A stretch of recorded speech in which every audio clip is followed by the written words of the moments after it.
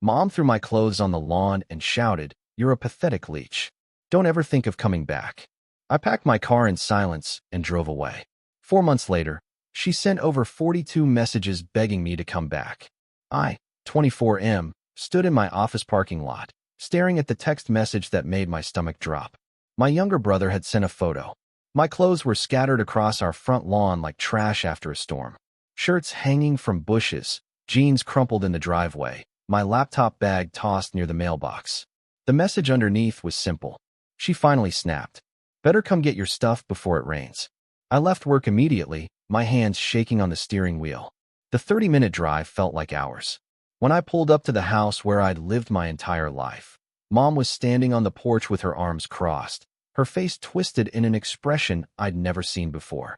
Pure contempt. My stepfather stood behind her, smirking like he'd won some grand prize. I got out of the car slowly, trying to keep my composure. I asked her what was happening, why my belongings were destroyed and scattered everywhere. Her response cut through me like glass. She screamed that I was a pathetic leech, that I'd been draining her dry for years, and that I should never think about coming back. She said I was ungrateful, lazy, and worthless. Every word was designed to hurt, and it worked. I didn't argue. I didn't cry. I just started picking up my things in silence while neighbors watched from their windows. My brother helped me load everything into my car, his eyes red but his mouth shut. He whispered that he was sorry, that he'd tried to calm her down, but she wouldn't listen. I told him it wasn't his fault and that I'd call him later. The truth was more complicated than Mom's outburst suggested. I'd been living at home while working full-time as a junior software developer, saving aggressively to buy my own place. I paid rent every month, covered my own expenses, and even contributed to groceries. But 6 months ago, Mom married her boyfriend after dating him for barely a year. He moved in with his entitled attitude and his lazy adult son, who actually was a leech. That son didn't work, didn't contribute, and spent his days gaming in the basement. Yet somehow, I became the problem. My stepfather had been poisoning Mom against me from the start. He made comments about how I should be out on my own by now, how it looked bad that a grown man still lived with his mother. He conveniently ignored that his own son was 26 and completely dependent. Mom, desperate to make her new marriage work, started seeing me through his eyes. Every small thing became a massive issue. If I left a dish in the sink, I was disrespectful. If I stayed in my room, I was antisocial. I couldn't win. I drove to a cheap extended stay motel that night, my car packed with everything I owned. I sat on the lumpy bed and finally let myself feel it. The betrayal, the humiliation, the rage. I'd been there for Mom through her divorce from Dad, through her health scares, through every bad relationship before this one. And this was how she repaid me. My phone buzzed constantly over the next few days. My brother called to check on me. Dad, who I hadn't spoken to in over a year, somehow heard what happened and reached out. Even my aunt sent messages asking if I was okay. But nothing from Mom. Radio silence. It was clear she meant what she said. I threw myself into work and planning my next move. I'd been saving for a house, but now I needed immediate stability. I found a small one-bedroom apartment in a decent area and signed the lease within a week. My savings took a hit with the security deposit and first month's rent, but I didn't care. I needed my own space, somewhere nobody could kick me out of on a whim. Moving into that apartment felt like both freedom and failure. I was finally independent, but not on my terms. I'd been forced out before I was ready, humiliated in front of the whole neighborhood. The anger simmered inside me constantly. I imagined confrontations where I told Mom exactly what I thought of her, where I made her feel as small as she'd made me feel. But I did nothing. I just focused on building my new life. Work became my escape. I volunteered for extra projects, stayed late, proved my worth. My manager noticed and started giving me more responsibilities. 2 months after moving out, I got a significant raise and a promotion to mid-level developer. The validation felt good, but it also felt hollow. I wanted Mom to know I was succeeding without her, but I'd blocked her number and deleted social media to avoid seeing anything about her perfect new family. My brother visited my apartment regularly. He hated being home now. He told me that the atmosphere had become toxic. Mom and my stepfather fought constantly. His stepbrother had started bringing random people to the house at all hours, treating it like his personal party spot. Bills were piling up because my rent money was gone and nobody else was contributing. My brother was 17 and counting the days until he could leave for college. He also told me that Mom asked about me sometimes, usually late at night when she'd had wine. She'd wonder aloud if I was okay, if I had a place to live, if I was eating properly. But she never reached out. Pride, stubbornness, or maybe genuine belief that she'd been right kept her silent. My stepfather certainly wasn't encouraging reconciliation. He'd gotten what he wanted, me out of the picture. 4 months after that horrible day, I woke up to something unexpected.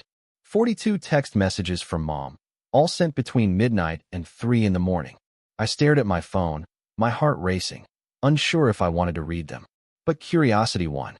The messages started with apologies. She said she was sorry for what she said, for how she treated me, for throwing me out. She claimed she'd been stressed and not thinking clearly. Then they shifted to pleading. She begged me to come home, said the house felt wrong without me, said she missed me terribly. She promised things would be different, that we could work it out, that she'd been wrong about everything. The later messages became more desperate. She said she needed me, that things were falling apart, that she'd made a terrible mistake. She mentioned money problems, issues with my stepfather, regret about her choices. The final message was just 3 words. Please come home. I read through them twice, feeling nothing but cold satisfaction. So things weren't working out the way she'd planned. What a surprise. I didn't respond. I went to work, hit the gym, came home, and lived my life. She sent more messages over the next few days, then tried calling from different numbers when she realized I'd blocked her. I ignored everything. My brother filled in the gaps. Apparently, the financial situation at home was dire. Without my rent contribution, they were struggling to cover the mortgage. My stepfather had been fired from his job for showing up late too many times and was barely looking for work. His son contributed nothing, as expected. Mom had picked up extra shifts at her nursing job, but it wasn't enough. They were 2 months behind on the mortgage and facing foreclosure. But money wasn't the only problem. My stepfather's true colors were showing. He'd become controlling and verbally abusive, treating Mom the way he'd encouraged her to treat me. The man she'd chosen over her own son was making her miserable. She'd realized her mistake, but too late. The life she'd envisioned with him was crumbling, and she wanted me to come back and fix it. I felt the revenge fantasy crystallizing into something real. I could help her, but only on my terms. I could make her understand exactly what she'd lost, what she'd thrown away for a man who'd never deserved her loyalty. But I had to be smart about it. I finally responded to her messages after a week of silence. I told her I'd meet her for coffee to talk. Just the 2 of us. She agreed immediately, desperately. We met at a neutral location, a cafe halfway between my apartment and her house. Mom looked terrible. She'd aged years in 4 months. Dark circles under her eyes, hair graying at the roots, shoulders slumped with exhaustion. She tried to hug me, but I stepped back. I told her we could sit and talk, nothing more. The hurt in her eyes almost made me feel guilty, but I remembered standing in that lawn picking up my clothes while she called me worthless. She apologized again, more coherently this time. She said she'd been blind, that my stepfather had manipulated her, that she'd realized how much I'd actually contributed to the household. She admitted the financial problems, the regret, the desperate situation she was in. She begged me to come home, said she'd kick out my stepfather and his son if that's what it took. She just needed her son back. I let her finish, then calmly explained my position. I told her I was doing well, that I'd gotten promoted, that my apartment was perfect for me. I said I'd been hurt deeply by what she did, that trust once broken wasn't easily repaired. I watched her face fall with each sentence, watched hope drain from her eyes. Then I made my offer. I wouldn't move back home. That chapter was closed. But I would help her financially under specific conditions. She would refinance the mortgage with me as a co-signer and part owner of the house, protecting my investment. She would separate from my stepfather and evict him and his son within 30 days. She would attend family therapy with me to address what had happened. And she would apologize to me in front of the entire family, acknowledging publicly what she'd done. Mom sat in stunned silence. I could see her processing it, realizing that I was offering salvation, but at a cost to her pride and her marriage. She asked if there was any other way, if I could just help without all the conditions. I told her no. These were my terms, non-negotiable. She had 1 week to decide. I left her sitting at that table, probably the same way she'd left me to pick up my clothes from the lawn alone. The power dynamic had shifted completely. She needed me now, and I was going to make sure she understood what that meant. Update 1. Mom agreed to my terms after 5 days of agonizing deliberation. My brother told me she'd fought with my stepfather constantly during that time, his true nature fully revealed now that he felt cornered. He'd refused to leave voluntarily, claiming he had rights as her spouse. She'd consulted a lawyer and filed for separation.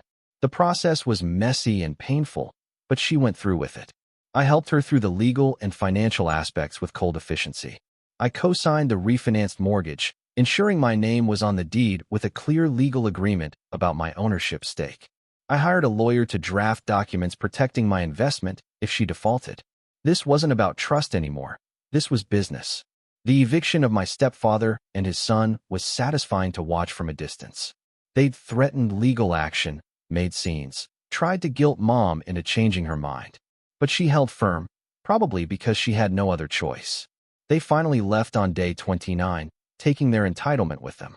My brother said the house felt like it could breathe again. The family therapy sessions were uncomfortable but necessary. Mom had to sit in front of a neutral professional and recount what she'd done, why she'd done it, and how it had affected me. She cried through most of the sessions. She talked about feeling lonely after her divorce from Dad, about wanting so desperately for this new relationship to work that she'd sacrificed her judgment. She admitted she'd let a man come between her and her son, that she'd chosen poorly and hurt me in unforgivable ways. I didn't make it easy for her. I recounted every detail of that day, the humiliation, the public spectacle, the feeling of being disposable. I told her how I'd felt unloved and unwanted, how I'd questioned everything about our relationship.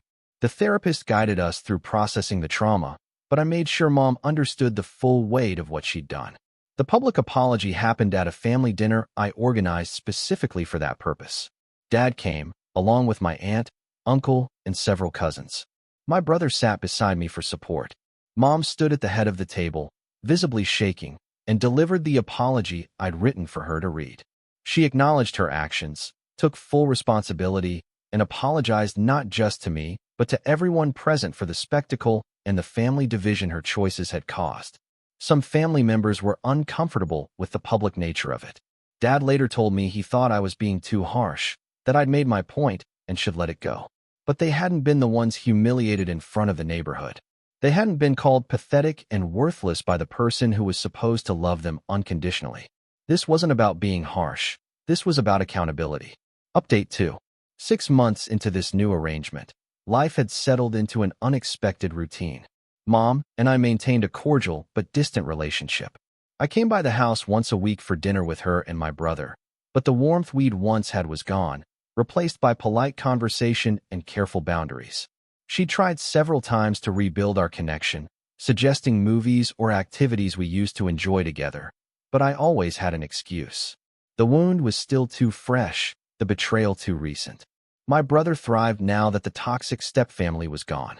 His grades improved, he got into his first-choice college, and he'd started seeing a therapist to process everything he'd witnessed. He thanked me regularly for what I'd done, said I'd saved both him and Mom from a terrible situation. But sometimes I caught him looking at me with something like concern, as if he worried about the coldness that had taken root in me. The financial arrangement worked smoothly. Mom made her payments on time, grateful for the lifeline I'd thrown her. The house was worth keeping, and my investment was secure. But sometimes I wondered if the revenge had been worth it. I'd gotten everything I'd demanded, the apology, the acknowledgement, the power position. Yet I felt hollow. The satisfaction I'd imagined never fully materialized. Work continued to go well. I'd been promoted again and was making excellent money. I dated occasionally, but never seriously. Trust didn't come easily anymore. I'd learned that even the people who were supposed to love you unconditionally could turn on you if the circumstances were right. That lesson had changed something fundamental in me. Mom kept trying, though. She'd send texts asking about my day, sharing articles she thought I'd find interesting, remembering small details about my life. She was trying to earn back what she'd lost, working to rebuild a relationship I wasn't sure I wanted anymore. The old me would have appreciated the effort. The new me saw it as too little, too late. Then something shifted. My brother got sick, really sick. What started as flu symptoms turned into a hospital stay, tests, and scared doctors using words like autoimmune disorder and treatment plans. Suddenly, the family drama seemed petty and stupid. I found myself at the hospital every day, sitting beside Mom in the waiting room, united in fear for someone we both loved. During those long hospital hours, Mom and I talked more honestly than we had in months. She didn't make excuses or justify her actions. She simply said she knew she'd broken something between us that might never fully heal, but she hoped I'd eventually forgive her, even if our relationship never returned to what it was. She said she understood if I needed to maintain distance, that she'd earned that consequence, but she missed her son desperately.